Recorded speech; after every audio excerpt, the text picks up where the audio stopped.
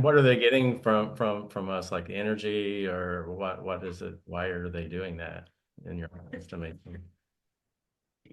Again, I can't know for sure. I mean, the idea of Loosh energy makes complete sense that the it would make sense to me that if you have a simulacra this huge with this many layers, this many dimensions, this many whatever, that it must take a massive amount of power to keep going.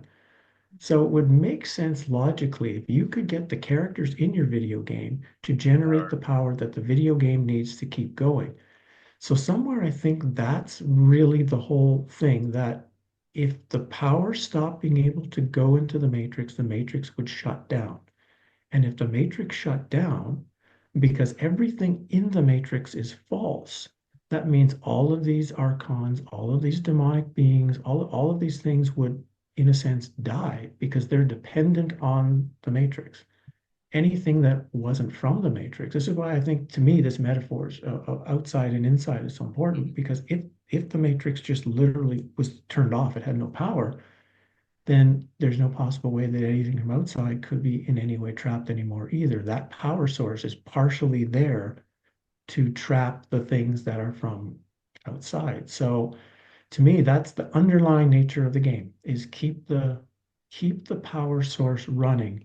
And yeah, I'll leave it That's there. one of the reasons early on, like I was trying to think of like, okay, what are the solutions? Like I'm presenting this fearful theory Mhm. for a lot of people, and it's like, well, I got to give them some kind. And so I thought, well, yeah, quit the game. Like in the movie War Games, like the only winning move is not to play. So if you just take away Right. their power, then the whole Right. thing dies. Yeah. We can be eaten because, again, it's all about us. It's not about them. It's because we're still identifying as being someone that can be eaten and that something can have authority over us, right? This Mhm. idea that there's Right. still something out there that can control and have power. And I left this little piece at the end of the third chapter of my book, which is, and I know you'll get to this, you're asking how you exit the matrix, but you, in a sense, you don't really exit the matrix. You become such an annoyance to the demiurge that the demiurge can't have you around anymore. That you are literally of no use anymore to the Mhm. demiurge. It sounds like the That Borg in Star Trek too. They only mm, want perfection to assimilate, I guess. And I'm not that big of a Star Trekkie, but right.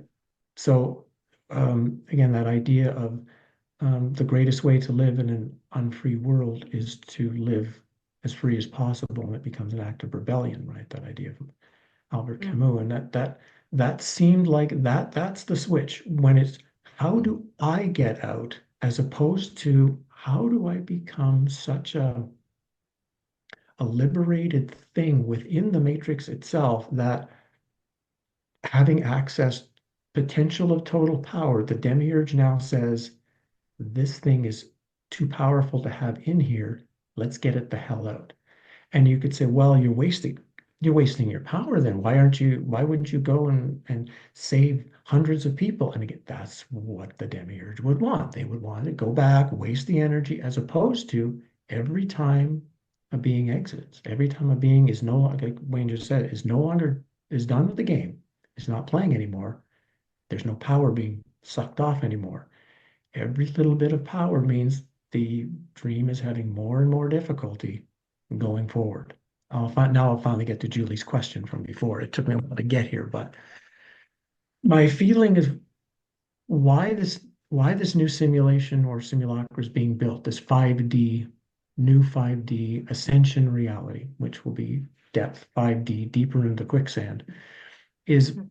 many of these souls, many of these sparks have left, are no longer in the matrix. This place is getting less power. It needs to do something to increase its power, but it can't bring in more divine sparks. It's got a limited amount what it can do. So it's gotten very, very smart. It's realized that if this is in a sense, the computer terminal, and this is the thing that it's taking the energy from, well, it's automatically going to lose energy in the transfer between the two. So let's put the machine and the being together so there'll be no energy loss. So they no longer have to get any more souls or anything. You've got more than you need to just do this. So all of this so-called transhumanistic movement, merging with the AI, the chip in your mind. It has nothing to do with this simulation.